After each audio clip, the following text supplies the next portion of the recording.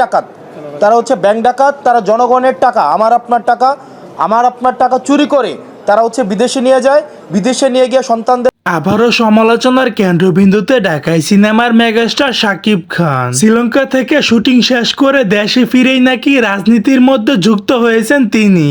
তাকে নাকি কখনো বিএনপিতে যোগদান করতে দেখা গেছে, আবার কখনো দেখা গেছে জামায়াতের মধ্যে। চারদিকে ঠিক এমনটাই গুঞ্জন উঠেছে। যারাই আমাদের সাথে আসবেন তাদের প্রতি আমাদের বার্তা স্পষ্ট। ঘরে ওনার কোনো কথায় যদি কেউ আঘাত পেয়ে থাকেন, আর ঠিক শাকিব খানের উপর চরম লেভেলের খেপে উঠলেন এনসিপির নেতা হাসনাত আব্দুল্লাহ। তিনি রীতিমতো রেগে মেগে আগুন হয়ে গেছে। তিনি সরাসরি বললেন শাকিব একজন দালাল। বা আসলে আমরা এই কিছুদিন নির্বাচনকালীন একটা বিষয় পরিলক্ষিত করেছি। লুটেরাররা, আওয়ামী লীগের লুটেরার, বিএনপির লুটেরার। এখানে শেষ নয়, হাসনাত আব্দুল্লাহ বললেন বাংলার জমিনে কোনো দালালের জায়গা হবে না। এবার থেকে সিনেমা হলের মধ্যে তার ছবি নিষিদ্ধ করা হলো। সো দর্শক, আজকের এই ভিডিওটি এই পর্যন্ত। যদি ভিডিওটি ভালো লেগে থাকে তাহলে ভিডিওতে একটা লাইক, একটা কমেন্ট আর অবশ্যই চ্যানেলটি সাবস্ক্রাইব করতে ভুলবেন না।